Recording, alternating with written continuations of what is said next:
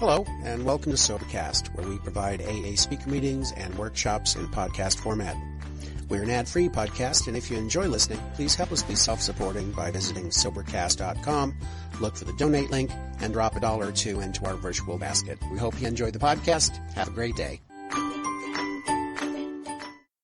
My name is Mark, and I'm an alcoholic. I'm also responsible for the things I've done and the things I'm probably going to do. So I have to remember something that I need to make amends constantly. It's not something that I do and walk away from. There's things that happen in my life now. And I also have a forgetter. It likes to forget. It forgets to make amends to myself. It forgets things like that. And I'm very tough on myself. But, I heard somebody say about the shortcomings and the shortcomings and defects of character. They said, if I have an opportunity and I don't put my hand out, that's a shortcoming. If I have an opportunity and I put my fist out, that's a defect of character. So, anyway, fear is what brought me here. Fear is what keeps me here. And fear is what I work on every day. I left a pregnant wife in the middle of the night, and I never came back. We talked over the phone, and I, didn't even see my baby born. Drinking was too important. I drove my father's car into the ocean, for unknown reasons. And, this was a pattern of behavior. It's funny in retrospect, but people were harmed, People were harmed. I had to go back and make amends to it. It wasn't funny to them. Maybe we can laugh about it now, but, I had a friend in a beach town, and I went over to his apartment, and we were playing Three Stooges, and we were running down the hall with the fire hose, and I pulled the fire hose out of the wall, and it flooded out 3 floors of that apartment building, and I ruined a lot of people's lives, But these are things I did on a weekly, daily basis. Didn't think much about it, just thought, that's, they'll take care of it. Got nothing to do with me. So, here I am. I'm working the steps, and I have a scrambled mind. So, I don't know if any of you have a scrambled mind, but I have a scrambled mind, and I have a forgetter. So I have to work off the notes, and I apologize for that, but I got to stay on point. I was on a fast track when I got here to AA. Through a bunch of ridiculous circumstances, horrendous experiences, and an enlightening moment, I showed up on the steps of AA this time. And, I was on a fast track. It was Zoom through 1, 2, 3. I wanted this program bad. But then the train stopped at station 4 and 5, and I realized I was going to have to slow down and really reassess what I was doing. But I needed those first 3 steps to get me going. And in steps 4 and 5, I was brought face to face with a lot of things I hadn't thought about, a lot of baggage I've been carrying around. I mean, it was a weight of, little gems of things I did, hateful things I did that, you kind of forget about them, but subconsciously they're there. They just weigh you down. And, so I did what I had to do in steps 4 and 5, and then Zoom, I was off again on that fast track through, steps 6 and 7. And, my sponsor says, if you can't figure it out now, we'll get back to it. Let's just keep going. And then we got to station number 2, which was steps 8 and 9, which brought me face to face with a lot of fear in step 9. I mean, I've got to go back and talk to people and do things I don't really want to do, but I'm told that it's necessary that I do this, and what I did was I used a list of people and entities that I gleaned from all those other steps, 4, 5, and 8. And, let's roll a tape back to step 4. I did not write a fearless and thorough moral inventory. I wrote a fearful and thorough graphic novel. And that, in many ways, it tried to excuse my behavior. That's what that writing did. I found ways to excuse the bad things that I'd done. And my sponsor said, no. Let's put that aside. It might make a great reading later. But let's do the way it says in the big book. Let's follow the steps in the big book and the way that it says to do this. And I said, okay. And so forward to step 8, where again, I not only wrote a list of people I had harmed, but a phone book of people. It was everybody in my life that I had harmed. And so he says, okay, we can take care of that in step 9. We'll work on it in step 9. So step 9, here we are. And on page 83, it says, made a direct amends to such people wherever possible, except when to do so would injure them or others. This is a tricky step. It was a tricky step for me. And I'm so glad I had a very understanding sponsor. Because if you're not careful, you can cause as much damage as you do good. I mean, you have to really think these things through. You can't just go jump into them. I did, and I highly suggest that you use all available elements before each and every amends that you make. That's God, conversations with God, your sponsor, all the AA literature that you've absorbed up to that point. Take all that advice with you when you go to do your amends. Right here, the very first sentence in step 9, good judgment, a careful sense of timing, courage, and prudence. These are the qualities we shall need when we take step 9. And I call it God and guts. I have now learned something about being humble and about humility. A little at least to get going. I deeply need to tap into these resources in step 9. These need to come from a place of love. They need to be from a place I'm not familiar with. That's why I need to reassess what I'm going to say and what I'm going to do, because it's got to come from somewhere I'm not really used to. I'm sorry, I'm so sorry, all those things, they don't work anymore, They never really worked to begin with, but I thought they did. That's not an amends. You got to check your motives and the motives behind those motives, because they're there. After talking to my sponsor, I had motives. Not only I have motives, but there are motives behind my motives. And when I make amends, I kept this in mind. It was like silence my mind, silence my ego, and in certain cases silence my heart, especially when I was dealing with girlfriends or people like that I could easily get re-involved with if I allowed myself to. This is about making amends. It's not about you.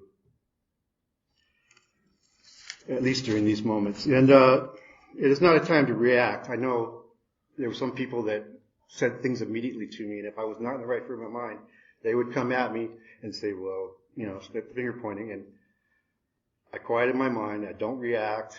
I have to be in that right place, and be ready for anger and ready for questions and anything that might come from them. You don't know what's been going on in that person's mind for 20, 30 years, There are 3 types of amends to me. An immediate direct amends that could be made possibly in a short while, and ones that may never be made or maybe made at some point, but I am willing to make those amends when the time comes. That's the important part. I'm willing to make any and all amends I need to.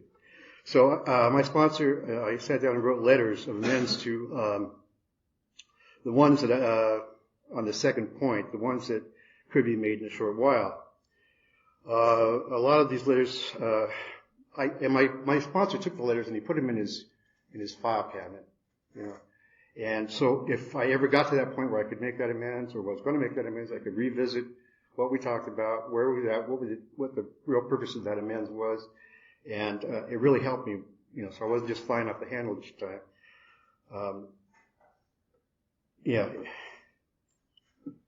So the sponsor, I kept the ones that were discussed. We put them away, and now for my mom and dad, I mean, they were pretty much at the top of my list, and a few other people. There were 2 types of amends that I made, and that was one in my early growth where I needed to say something, and then there was later a continued recovery type of an amends, a living amends, if you will.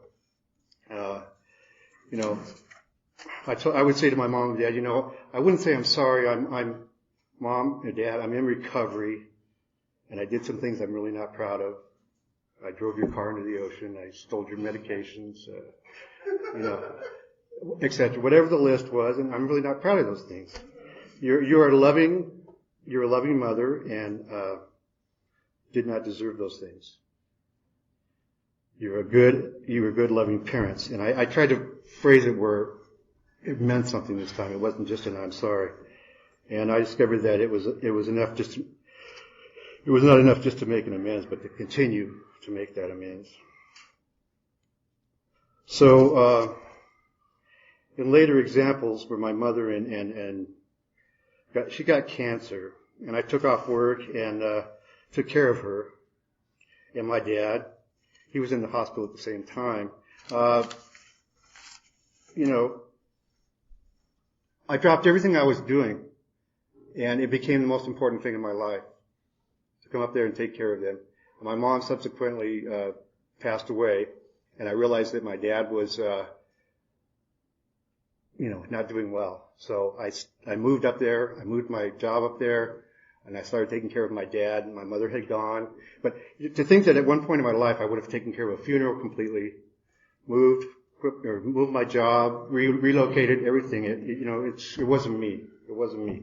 Something had changed, and it was just a great way to make a living amends. I mean, to my dad now for that punk kid that I was that threw stuff at him and argued with him constantly. Here I am taking care of him, and I have no regrets. It's the most beautiful thing. It's a bonding with a father I would probably never have if I hadn't had this process in Alcoholics Anonymous. And, I don't know, you get great things and they're not the things you expect from amends. You don't expect, your girlfriend's going to come running back, jump on you, and let's go on. It's deeper than that. It's a more deeper fulfillment. So anyway, that's what I do now as a living amends. I'm taking care of my father, and my daughter have reconnected, and we've been pretty good for the last probably 14 years. I've been sober for about 18 years now. And so I get a phone call last week, I think it was, and I get 2 phone calls in one day, and they were 2 hours apart. I get a phone call from my dad's doctor, and he says, your dad is not doing well, and we're going to have to put him in hospice. And I said, okay, what does that entail? And I got all the information from him. And then about 2 hours later, I get a phone call from my daughter. She says, you're going to be a grandfather. And I said, wow, that's life on life's terms. I mean, that's just life. And that's a beautiful thing. I mean, that's the way it works. We come and we go, and in between we do what we do, but, it was just a great thing. There's actually 2 other stories I want to say real quick about my amends process. We went through the list, that laundry list, that big phone book of people. We came up with maybe like 11 people for sure I needed to do something about quickly. One of them was an old girlfriend, and one of them was my ex-wife, the mother of my daughter. And I'm talking with my sponsor about the girlfriend first, and he says, you want to go over there and give this to her, don't you? You want to go over there and give this to her. And I said, well, she doesn't live around here anymore. But I did screw up with her mom's house a few times. I owe her mom an amends. I threw the rack of lamb at Thanksgiving. I threw it across the table and destroyed the table. And, a couple other things. So I need to go back there and make an amends to her. And he says, well, here's what you should do. Because I wrote this flowery letter to, first of all, he had me tear that letter up and rewrite it. But, I rewrote this letter to this girl that I dated for a long time, and left one night, which would seem to be my pattern of behavior. So I went over to her mom's house, and he says, you take this letter that you're going to give to your ex-girlfriend, you make your amends to her mom. While you're there, you give her this letter, which is going to have the letter inside in a plain envelope with a stamp on it, and you give it to her and say, can you please send this to Karen, whoever. And so she said yes. We had a long conversation. It was a beautiful thing. I mean, she didn't remember me throwing the rack of lamb across the table. It was actually a nice visit. And her sister came down and talked to me, and she said she'd take the letter, and I didn't put a return address on that envelope, nothing. And that was my thinking. If I put a return address on this envelope, maybe she'll contact me back. So my sponsor was involved in all that, saying, don't do this, do this, So that one, I feel worked out good. I said what I had to say to somebody, and if it relieved them at all, if it did anything in their life, that's a good thing. but I didn't have to contact that person where I might have caused more harm. The other one was when I wrote all these letters, I wrote one detailed letter to my ex-wife, and again, that was one we were going to get to later on, and my sponsor put it in his file cabinet. And one thing started happening in sobriety after another. My daughter moved in with me. My wife had a pill addiction, and we were just, it was just one thing after another, and time went by, and what I realized at one point was I had not sent that letter to my ex-wife, actually about 10 years later. And I completely forgot about it. And I think it was last year, my sponsor wasn't doing well. He was kind of having some health issues, and he knew that I had moved up here, so we met down here in Los Angeles, and he gave me some of those letters back. He said, I shredded some of your letters, and I think you're going to want this one back. And he gave it to me, and he said, it's the one from your ex-wife, for your ex-wife. And I go, oh, yeah. He goes, I don't think you're going to need it anymore, because what had happened during that 10 years was I had helped my ex-wife with her dying mother. I had helped my ex-wife help raise our child. I had helped my ex-wife do a lot of things I never did while I was married to her, And what he was saying is I had actually done a better job of making amends by doing what I did in life than by just sending her a letter saying I was sorry, and that just hit me like a ton of bricks.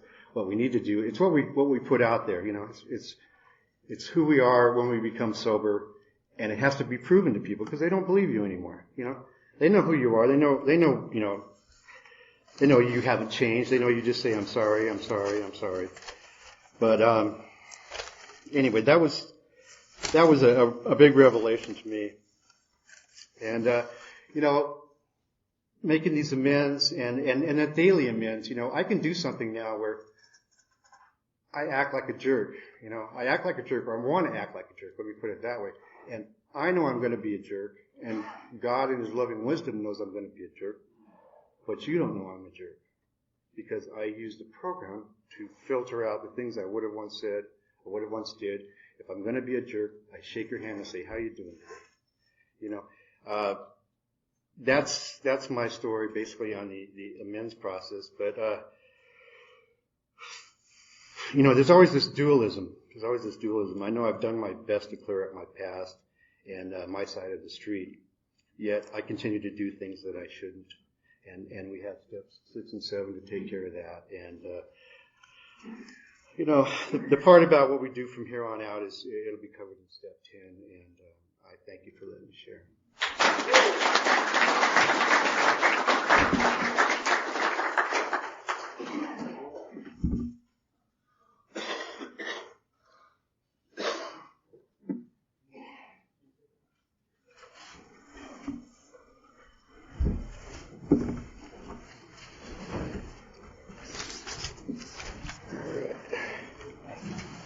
My eyesight is failing me, but I will try. How important is it to finish the amends process when halfway through your promises come true? Well, I can answer that one because I honestly don't know what my promises are. Things come to me all the time that I never expected to get, and I think that's going to be, I hope that that's a continual process, and I believe it is if I continue to do the right things. But I'm not going to stop doing what I'm doing just so that I might get something. So I continue to do the amends process from the past and on a daily basis, and the promises will be what they will be.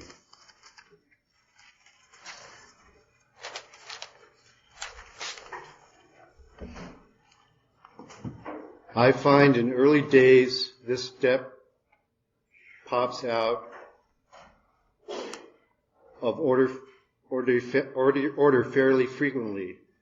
Do amends made before arriving at step 9 count, or should they be revised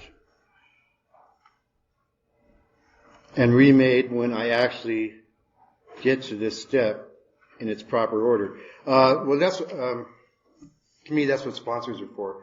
But I would never miss an opportunity to make an amends if you thought you were doing the right thing. I would wait possibly step 9, but if an opportunity presents itself and you have an opportunity to talk to your sponsor and tell them what you're going to do, that's between you and your sponsor and God. But, sometimes, especially with a little sobriety, you can make a decent judgment, and if it seems like a decent thing to do, and we're not talking about a girlfriend so you can go back to bed, but I'd run everything by my sponsor and definitely pray about it and use my relationship with God to help me out.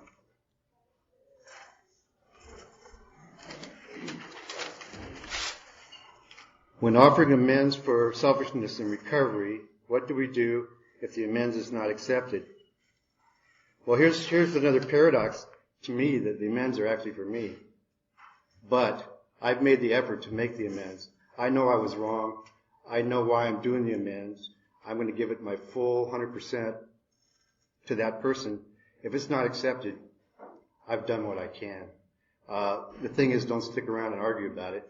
You've made your amends and move on. But I've only had one out of maybe 25 that I can think of, where they wanted to be argumentative and tell me everything that I did wrong and didn't accept it. But, I graciously stayed there, listened to what they had to say, and I turned around and walked away, and that was it. I haven't seen that person again, and I did what the book tells me to do, and I did what my sponsor told me to do, and I moved on.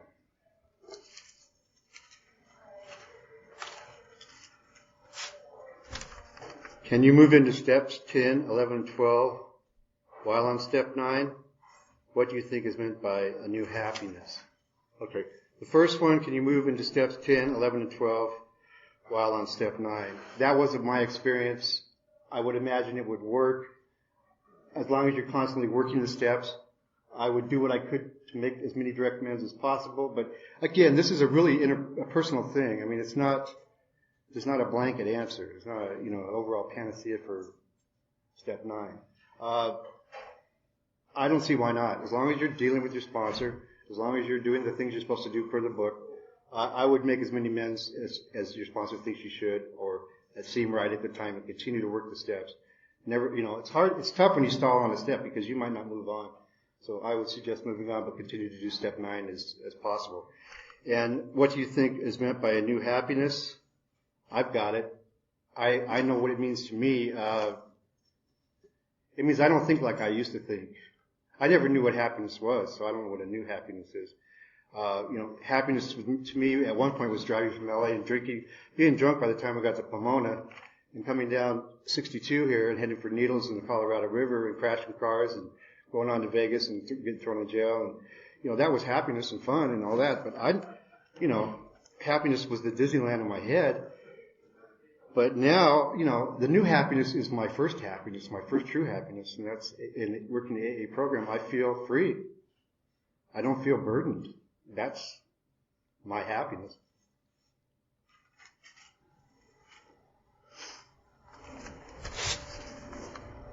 What do you do with mind self that falsely sequesters immunity behind, except when to do so will injure them or others? Well, okay. I'll cheat on my partner because if I seek amends, it would injure her. Yeah, well, I think that I was kind of covering that. It's like, you're responsible for what you do. I mean, first of all, you shouldn't be having an affair. You're going to do what you're going to do, but that, I would go back to my sponsor, because it's obviously going to hurt your wife or your partner if you cheat on her. But I think your sponsor is going to tell you, we need to talk about this because it's a repeated behavior, or, you won't go out and rob one bank, you're going to continue to rob banks if you don't find another way not to rob banks.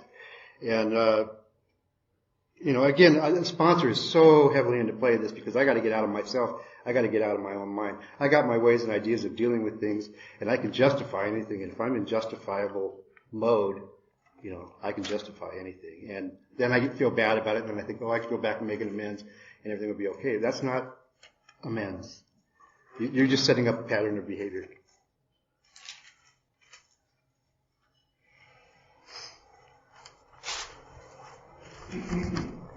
Can you give an example of you making an amends and it didn't turn out how you thought it would? Well, I mean, that could work two ways too. It's, when I told my mom, I was an alcoholic, and I, with 100% of my being, I believe I'm an alcoholic, and I went to tell her what I was doing, why I was doing it, and went on to make my amends. Later in the evening, she says, "You don't really think you're an alcoholic, do you?" So I wasn't prepared for that. I was prepared for the whole 9 yards. And then, well, Mom, that's why I really had to talk to God, because I know I'm an alcoholic. My mom didn't understand, but I'd never expected that, And I've also gone up to people who I've made an amends to, and they didn't even remember what the hell I was talking about. Something I've carried with me for 30, 35 years. Oh, remember that time we did this and that? I'm so sorry. Huh? What are you talking about? So, there's unexpected stuff. I've also got hugs. I've got hugs, and thank you very much for doing that. It takes a lot of courage to do what you did, and I was scared to death. But I hear somebody telling me it took a lot of courage for what I did. I just thought I was a jerk, I'm just trying to make good. I'm just trying to make good, and they would give me a hug, and that was unexpected. What if they hurt me more than I hurt them?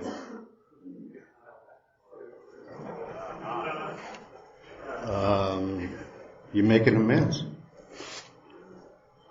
Because it's not about equivalence.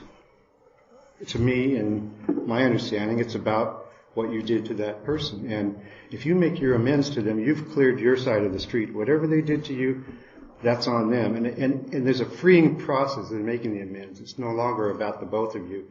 It's now about whatever that person wants to do with their life.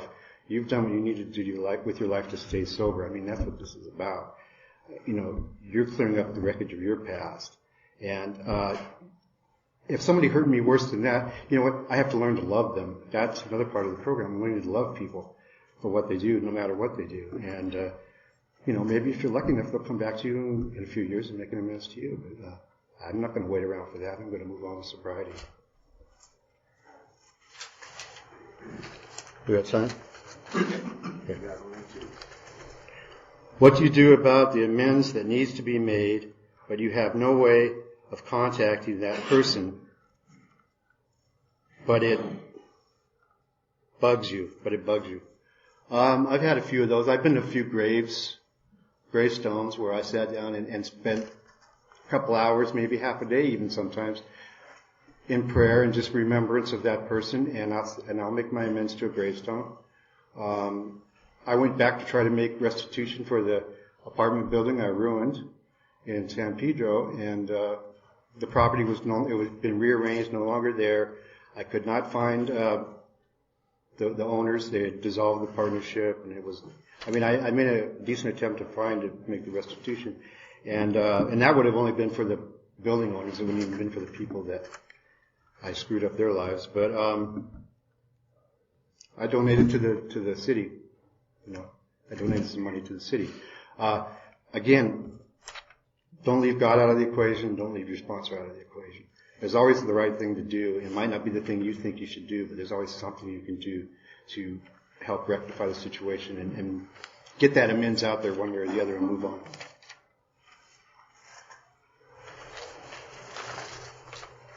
When making amends that might hurt them or others, do you consider yourself as other?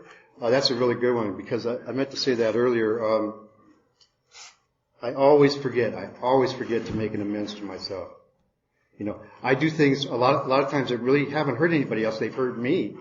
And I just think, well, I can take it and I'll roll with it, and it's not going to be a big deal. But it is a big deal because they build up, and your self-esteem goes down. And I just have to remember every once in a while, especially when I do some kind of an inventory of myself, to forgive myself.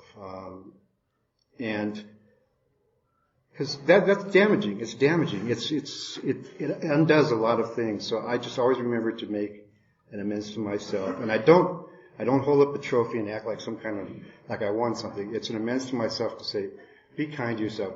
You're doing the right thing. Okay.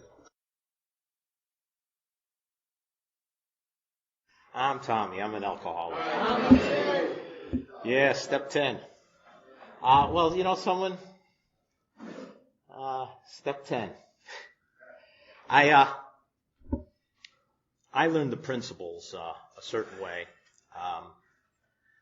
that there's a principle to each step, and they need to be practiced.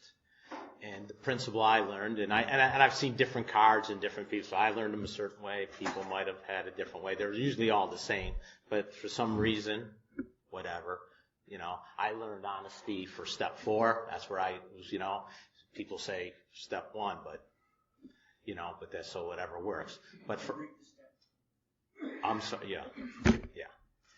And I'm going to read it as it is. The first time I ever read this step, I believe in my life, I'm going to, whether it matters or not, I have over 14 years of sobriety, and I heard this step read as continue to take personal inventory, and when we were wrong, promptly admitted it. Okay. And the principle that I learned was perseverance. This is where perseverance was. And, but step 10, we hear about Bob. Bob said that these steps, he put it in, said that these steps are in a logical order form to produce a spiritual experience. Now, obviously, I didn't hear that at the time. I assumed, because whatever type of brain, that there's 12 steps, and we go 1 through 12. But step 10's in this weird place. It just is. I mean, someone just shared, it's like, my sponsor, or this or that, and it's not their fault. It's in a weird place. I mean, I did the steps. I did. I went for it. I finished step 9. It did what it said it was going to do. Step 9 has promises. Those promises happen. People want to call, I don't like the term pink cloud. I don't. I just don't. I don't identify with pink cloud. Or even that alcoholics clean up well. I'm not even that. I did steps and things happened. Promises happened. And when they happened, amazing stuff was happening in my life. Amazing stuff. I got my high-paying job back. I went back to school. I was going back to school at this point. I was about to become a teacher. I was starting to date again. I lived in Santa Monica. I mean, amazing stuff that I could say thank you, God, for. And I could see, even though we say this is lies go home, but we're alcoholics. I don't, how much do we live in the present? I could see 11 and 12. I tell you, before 10, it sounds a lot better to go with Randy and listen to the gonging over in that nice meditation room. Sodding through prayer and meditation and make conscious contact with God. That sounds sexy. And 12, man, someday I wouldn't have admitted this. I did, I had some humility. But hey, who knows? Step 12 someday. I could have my picture up there. Before people come up. I got all these guys coming around using my name. I may be somebody someday in this little program. But here I am at 10. And Randy says this, it's a good way not to practice a principle. We talk a lot about the disease. Bob, I hear this. It was very clear. They asked him, and I hear this. I love tapes because you just replay. I do that a lot with Bob. Did I just hear that right? Because I hear amazing stuff. Just amazing stuff. I do. Thank God for you, Bob Anderson. Thank God for you. People want to maybe say, when somebody's really good at it, maybe cult figure or something. But I'm a teacher. That man was a good teacher. You could take simple material, a teacher, and could present it in such a way where kids are falling asleep, where they want to come into your classroom. I've actually had that as a teacher. No, we want to be in your class, Mr. Polano. And so I respect a good teacher. But at 10, Randy says this. Sorry, newcomers, but I'll get 10. Just agree to it. Continue to take personal inventory. When we were wrong, promptly admitted it. Yeah, I got no problem with that. Let's go. We're on to 11. I agree. Someday, I guess I will. Yeah, I got a hot time. I'll yell at somebody someday, and I'll admit it, and whatever. And I'm done. And it's not how it works. So it actually, and how this was So the way I practice this principle is, there's my buddy Greg. I know we talk a lot. Chances are he may say something I don't like. Somewhere. You know how Greg is. He says this, he says that. This is what I think is personal inventory. And, he's wrong. But hey, I did these other stuff. I'm a forgiving guy. I'll forgive him. And I'll forgive him. And you know what? Why mess up the relationship by actually telling him? So I'll just say it to myself. I did the step. And we'll just leave it all alone. And now I'll go pray and meditate. And so I take that nice spring. And I push it down. And I put it in a nice little compartment in place. And I secure it. I make sure, that won't pop up ever. That'll be all right. And I put that away. I did these steps. I went through a lot of years. When these steps lifted my depression, they were giving me an amazing, as they do right now, I love my life, an amazing life. But a day came. And well, let's see. I can't say it better than this.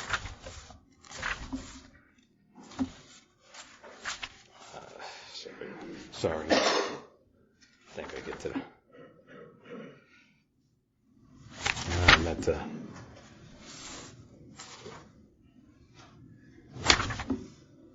Okay, right here.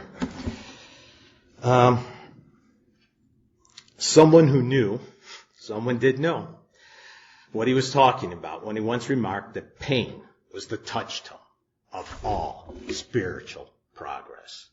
How heartily we A's can agree with him. I agree. For we now know that pains of drinking had to come before sobriety, and emotional turmoil before serenity. And the springs popped. 7 years.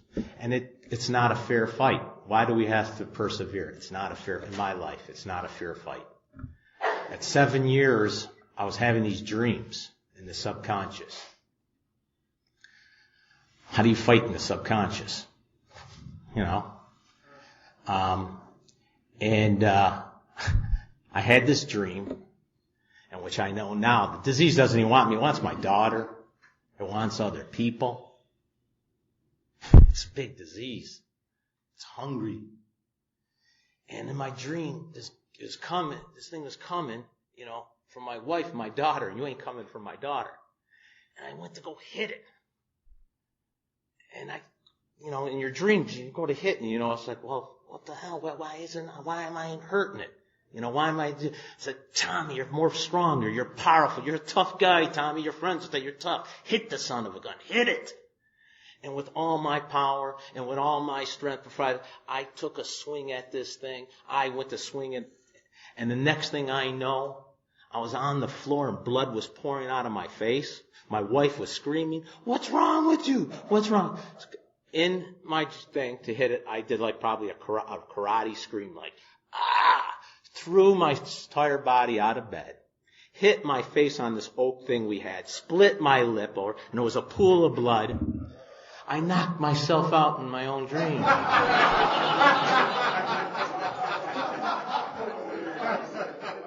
My wife thought I was just going crazy.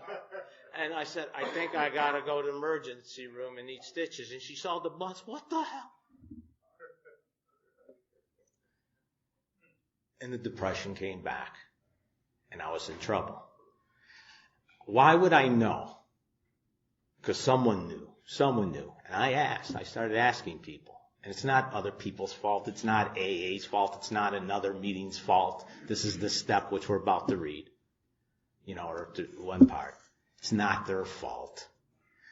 But someone knew I was going to have to do some sorting. That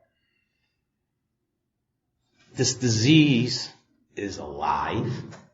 Why Bob kept repeating it. Because it needed to be treated. But I needed to know what it was. Not to keep in the disease and talking about it. It's alive. It's well. It grows. it grows. I only know one thing about the disease. I am one healthy person. I think I've never spent a night because of a beautiful resentment I have against doctors and vowed never go to a hospital. Never been to one. But my wife did for cancer. And I watched these surgeons explain the disease to me. I saw the fear in the eyes. And they said, Mr. Polano, we're way behind on this. We got to move fast. We're going in the hospital in 2 weeks. And I'm sorry to tell you, there's going to be no good news. So go ahead and pray. But I am one hell of a surgeon. You're going to have some damn good people here. And we're going after it. We're going after it. That's grabbing onto something with competent people and going after something. And what we'd have to persevere. And they said, and you got a solid 5-year run. She's probably going to be dead within 2. But if you fight, we may overfight. That's perseverance. And they were telling me right up front what I was against. So it's a disease, and like cancer, she had breast cancer. Well, you call it breast cancer then, but that's not what they were scared of. The surgeon was going to go there first. But what they knew is those cells were going to travel, and it was going to become brain cancer, it was going to become liver cancer, it was going to become something else. That's what they knew that they weren't going to be able to follow. Where's it going to come next? Where's the spring going to pop? Where's it going to come from? And I'm not going through it. And I saw the fear in her eyes, and every day, do you think it's somewhere? Where is it? In the middle of the night, where do you think it might be now? And that's scary, a fear of somebody.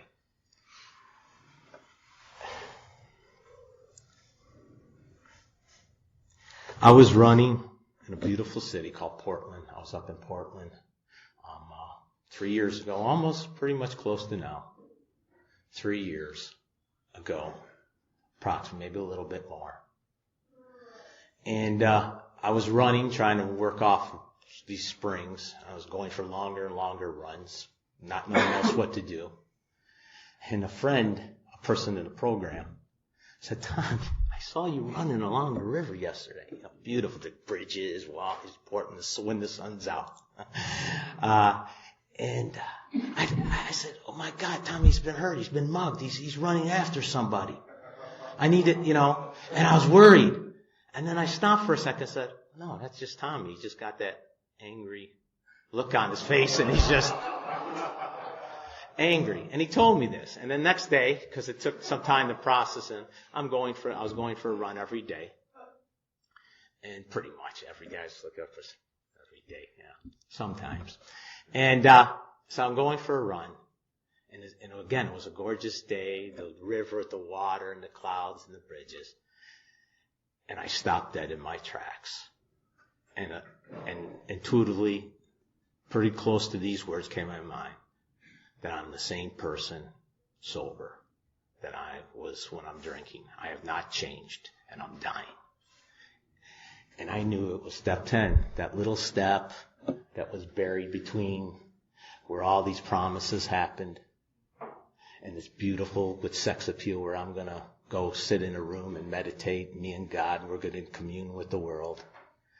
That if I couldn't, I'm going to read it now in words that with someone now that knew could tell me. Tommy takes personal inventory.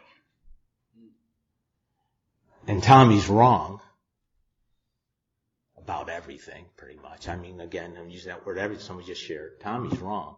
His thinking's wrong. And I need to admit that.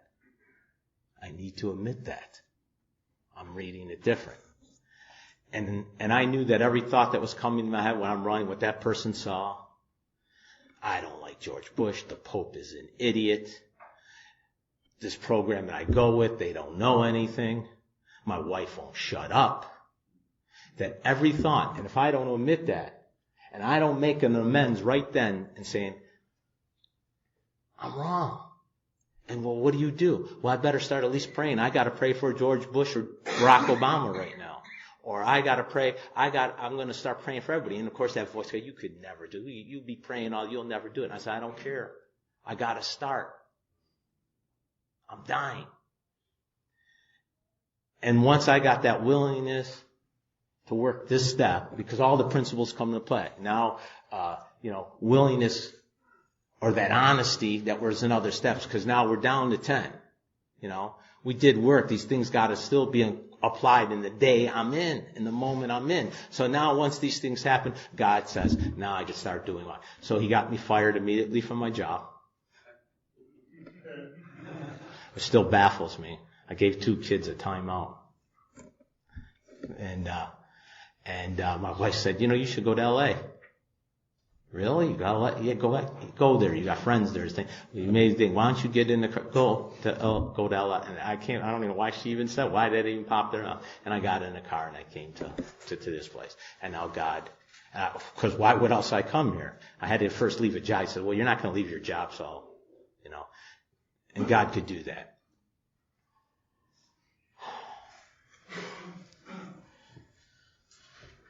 My thinking is wrong. And I'm wrong. I'm saying my thinking, I shouldn't say I'm wrong. I have to put this in my life. There's no way, just what I said, why would I quit my job and came to LA? It's like, what, are you going to write that down? Same thing today.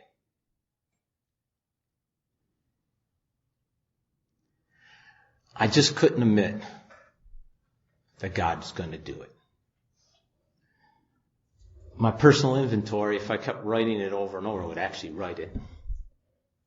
My buddy Craig actually does. I don't know if anybody else does that. It would say the same thing. I won't admit that God's going to do this.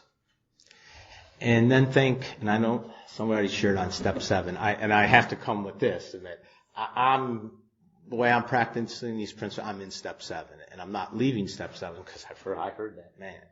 I heard him talk, I played it over, I heard him talk about step 7, and what I heard over, the way he even says a man came up to him and said, I'm going to tell you something. You don't have to take it. If it doesn't work for you, just throw it away. Really, throw it away. But I'm going to tell you something and see if you'll apply this, if it'll work for your life. That God, and I'm just going to use, this comes out of the Bible, and I forgot how, because I don't want to try to quote Bob here. God's going to give you the work, and He's going to do it.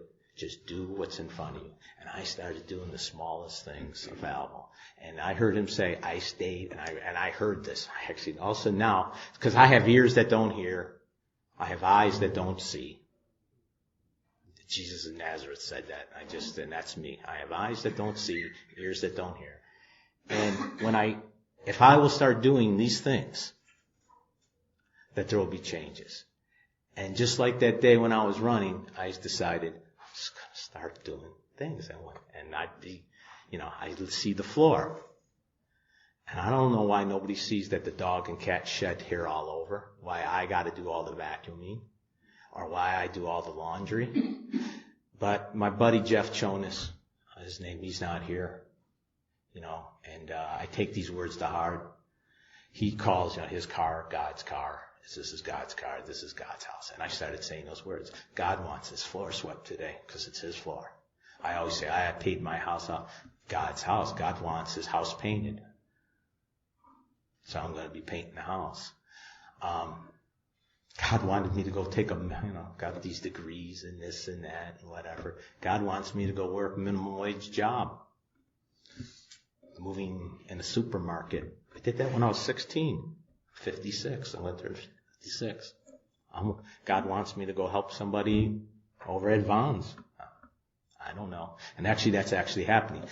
I'm only people that take those jobs, like 18-year-old kids. They're coming up to me. You're a teacher. If I went back to school, can you help me? I thought teaching was, when you got that paying job at the school with the benefits that I need. And I just kept doing it, but it didn't get better right then. Perseverance. It didn't. I called it. Don't ever call this guy right here. What did he tell me? He actually said this. Don't even open up your mouth to me. The only thing that comes out of it is vomit. You're just vomiting. It's true. If I would write this stuff down, it's true. I had nothing to say.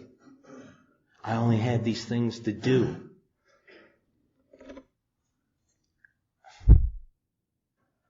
Divorce, lawyers, pain in my house, violence in my house, the police in my home, my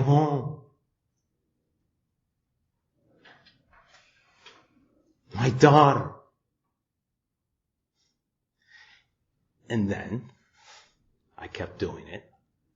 And God said, now, after I persevered, now I'm going to show you my power. And in one instant second, what I just said, he took it away, not just took it away, and dropped love and happiness instantaneously. And he said, that's who I am. In an instant, in front of my eyes. And I can never deny that now. I could never deny that. And I could not have done that without the power. I don't know how anybody else could do that, this perseverance, because I had eyes that could not see. I had ears that I could hear. I sat in prime time over there eating his pistachio nuts for 2.5 years.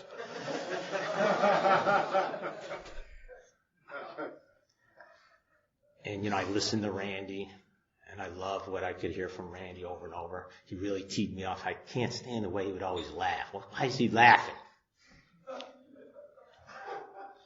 I love my life. Ha ha ha.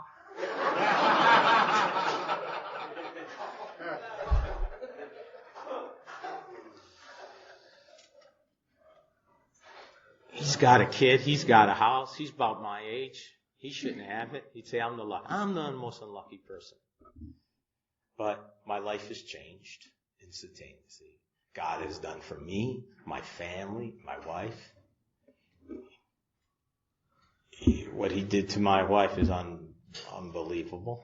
I mean, she's this beautiful, loving person, my daughter. And today, right now, right here, as I practice these principles in my life, as they're put down in a logical order form to produce a spiritual experience, I love my life today, right now. Thanks.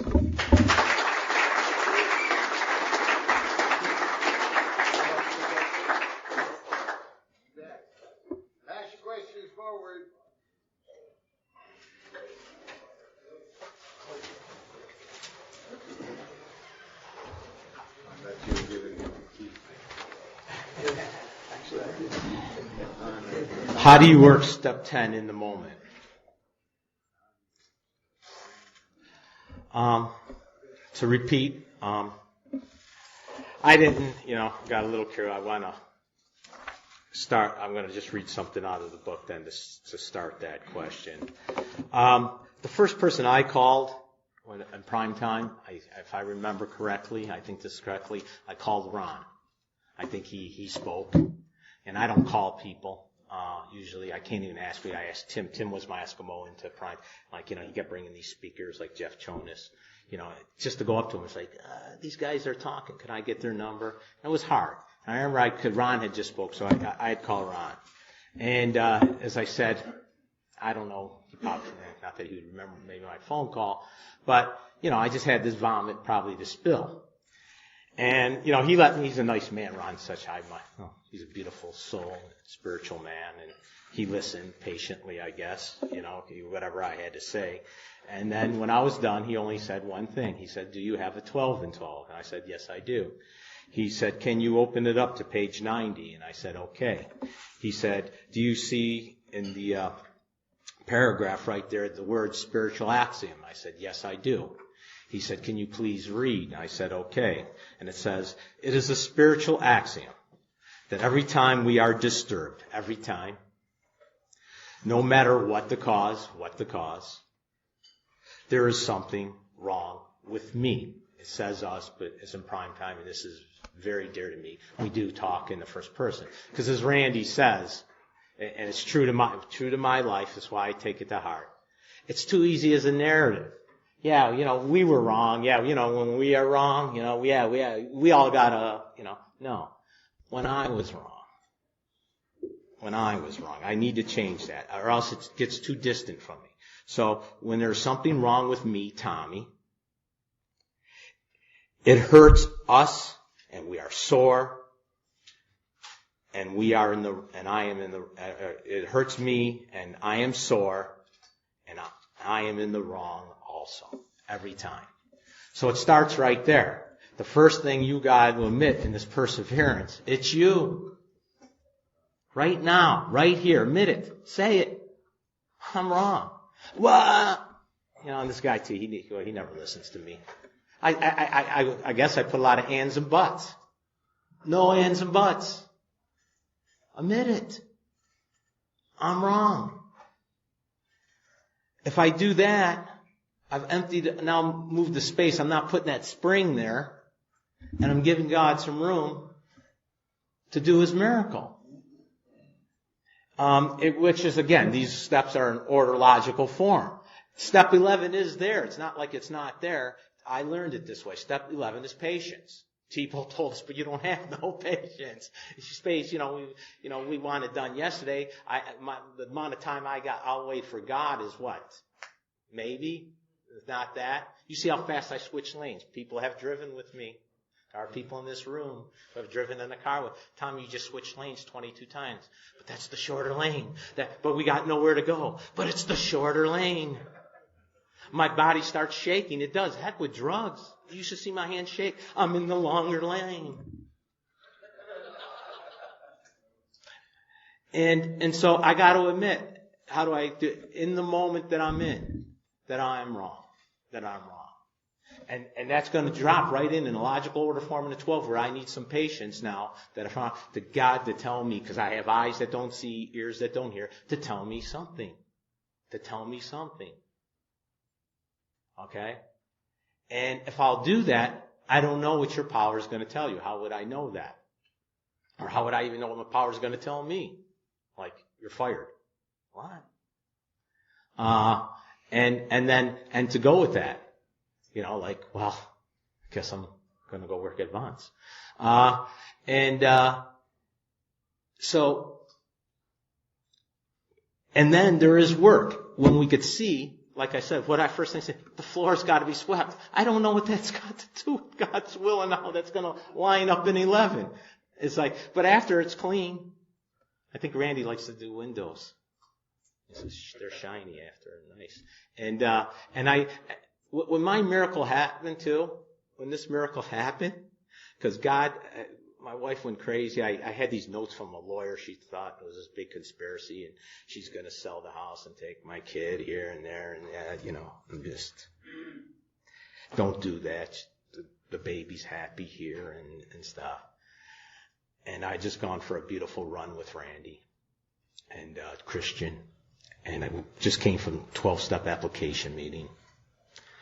If we're going to sell the house, I guess, the front doesn't need, God needs his house, his front landscaped, and I had this pickaxe, and I guess I got to start building the walk or whatever. I'm swinging a pickaxe. I don't even know how to use it, I don't know. I got to think a thing. I don't even know what the hell I'm doing. And that's when God talked. You asked me 10 seconds before if that's what I had to do to bring God's will in line. It don't even make sense. It don't even make sense. So if I'll admit I'm wrong, and I'll do what I really see in front of me, really, and it really maybe I got to clean the toilet somewhere, somehow. Don't ask me how it happens. That's why I guess we call it a miracle, whatever. Something will happen. And I believe that today. I believe that today. That's why I love my life today. That's why I love my life. Sorry going so long. The big book talks about to continue to look for 4 things and do 3 things. Can you talk about them?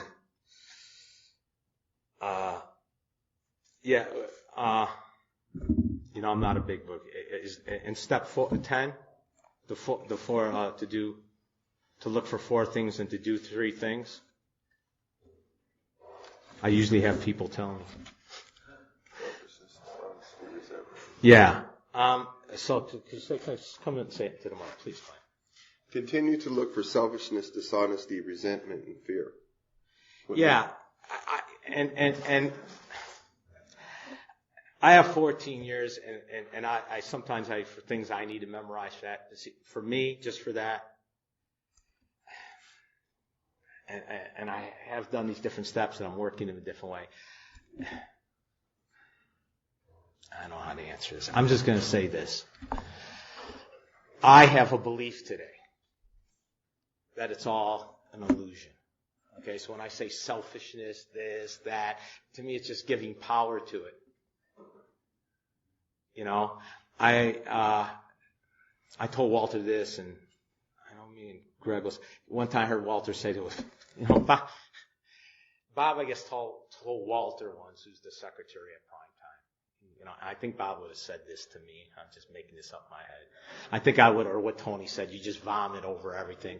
That, you know, rah, rah, rah, rah, rah, rah, rah. And he said, you know what? Why don't you just get some notepads and just write God in it. Just keep writing God.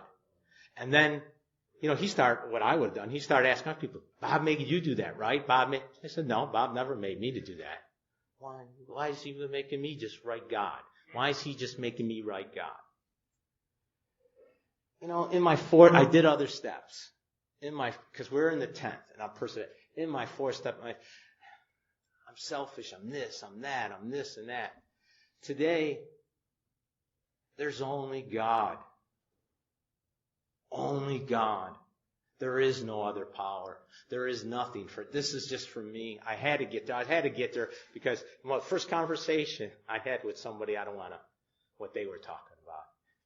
You know, right off the bat, we knew, I said, oh, you like to smoke and everything, yeah, and about smoking this and that. And he goes, and I said, really, you know, smoking is probably really my true addiction. And he said, oh, then you're suicide. Then you know, right? You're gonna do it with the car, with the, you know, and breathing in. I said, how did you know? And that's how I have to only have God.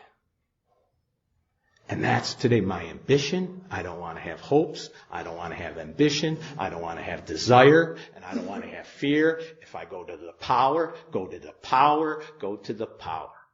That's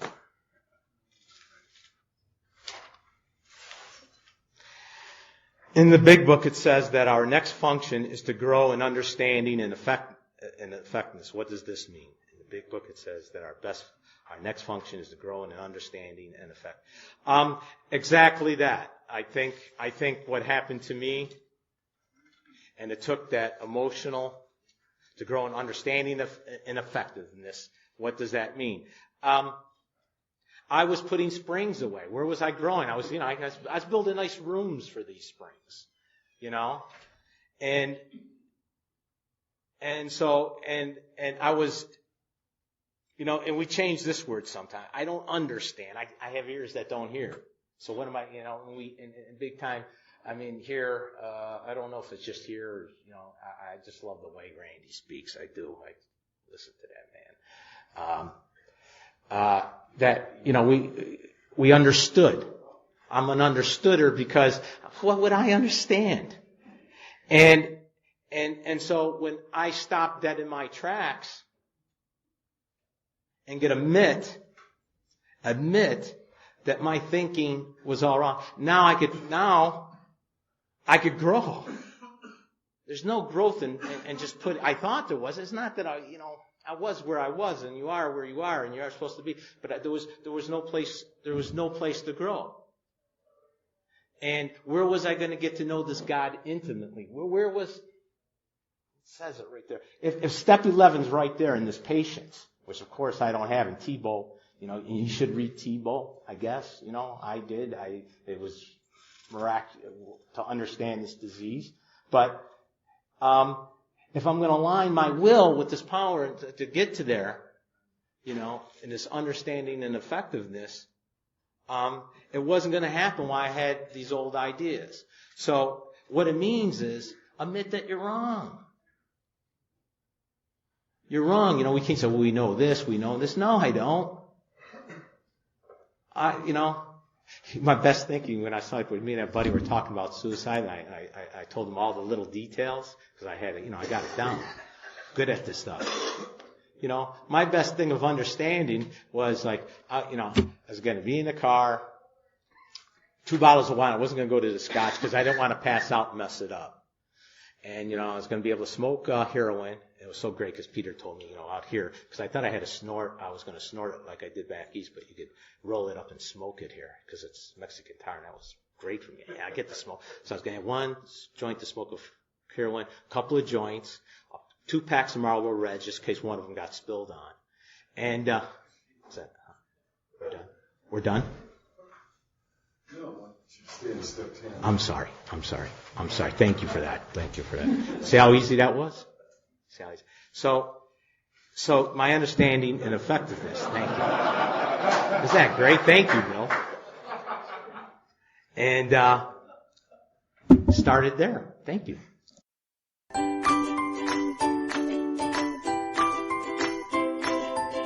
Thanks for listening. I hope you enjoyed the podcast. Sobercast is ad-free, and we'd like your help in order to keep it that way.